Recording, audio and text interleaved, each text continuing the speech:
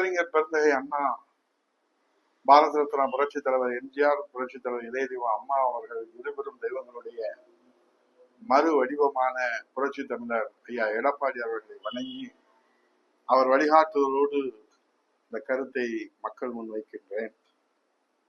பொதுவாக மக்களுடைய விருப்பத்தை, எதிர்பார்ப்பை தெரிவிப்பதுதான் ஒரு ஜனநாயகத்தினுடைய தேர்தல் அமைப்பு.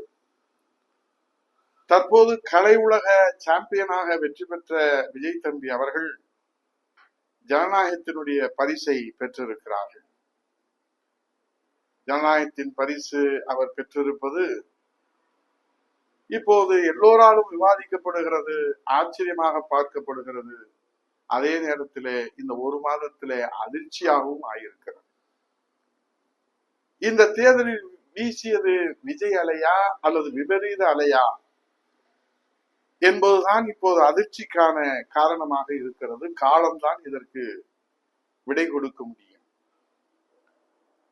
பொதுவாக தேர்தல் வரலாற்றிலே நாம் இதுவரை சந்தித்திருப்பதெல்லாம் ஒன்று அனுதாப அலை, தேர்தலிலே தியாகம் செய்து தங்கள் உயிரை இந்த தாய் நாட்டிற்காக தந்திட்ட அந்த தியாக சீலர்களுக்காக, அவர் சார்ந்திருக்கிற இயக்கத்திற்காக அனுதாப அலை நாம் சந்தித்திருக்கிறோம். அல்லது இந்த நாட்டின் நன்மைக்காக உழைக்கின்ற தலைவர்களை ஆட்சி அதிகாரத்திலே உட்கார வைப்பதற்கான ஆதரவு அலையை நாம் சந்தித்திருக்கிறோம். இப்போது இருக்கிற இந்த விபரீத அலைதான் நமக்கு ஒன்றும் புரியவில்லை. இது ஏதோ உதயகுமார் வயிற்றெரிச்சலிலே பேசுகிறான் என்று நினைத்து விடக்கூடாது. அல்லது அவகாசம் தராமல் அவசர கோலத்திலே அள்ளி தெளிக்கிற அவசர விமர்சனம் என்றும் விஜய் தம்பி அரசாங்கத்தின் மீது அள்ளி தெளிக்கிறார் என்றும் யாரும் தவறாக கருதிவிடக் கூடாது. ஒன்று மட்டும் புரிகிறது, மாற்றத்திற்கான நம்பிக்கையோடு வாக்களித்த மக்களுக்கு இப்போது ஏமாற்றத்திற்கான அலை வீசி கொண்டிருக்கிறது என்பது மட்டும் நமக்கு தெளிவாக தெரிகிறது.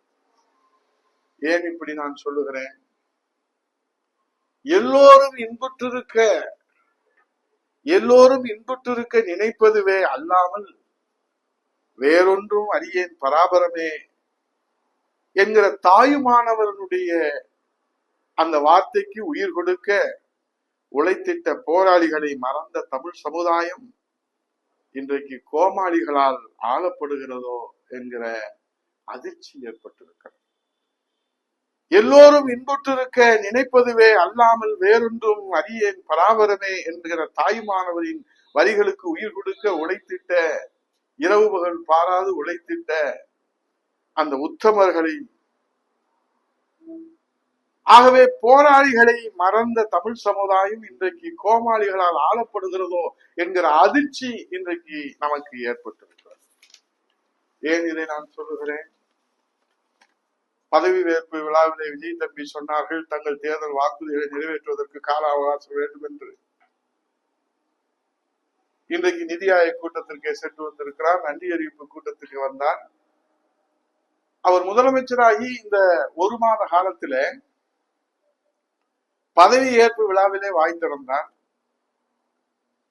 அதற்கு பிறகு திருச்சியில நன்றி ஏற்பு விழாவிலே வாய் திறந்தார்.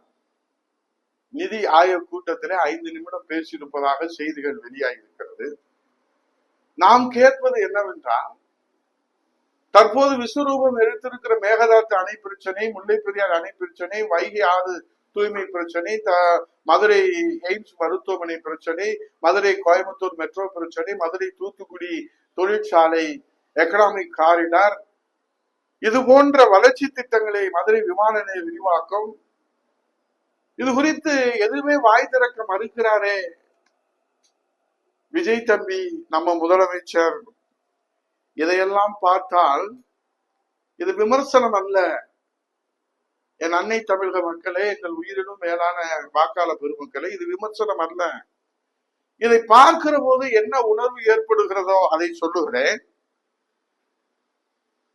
மாண்புமிகு விஜய் தம்பி தலைமையிலான தாவேக அரசுக்கு அனுபவமும் இல்லையோ, அக்கறையும் இல்லையோ, அறிமுகமும் இல்லையோ, அப்டேட்டும் இல்லையோ, களத்திலும் இல்லையோ, கவனத்திலும் இல்லையோ, உண்மையும் இல்லையோ, உழைப்பும் இல்லையோ, மொத்தத்திலே அனுபவம் இல்லையோ, அப்டேட்டும் இல்லையோ, அறிமுகம் இல்லையோ, அக்கறையும் இல்லையோ என்பதுதான் இன்றைய கேள்வியாக இருக்கிறது.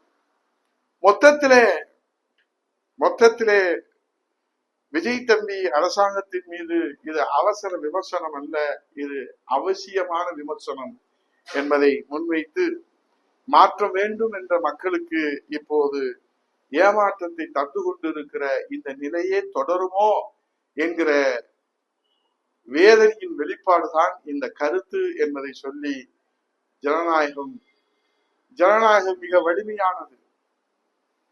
கலை உலகில் வெற்றி சாம்பியனான விஜய் தம்பி ஜனநாயகத்தின் பரிசை பெற்றிருக்கிறார். ஆனால் சாமானியர்கள் பக்கமும் ஜனநாயகம் தீர்ப்பளிக்கும்.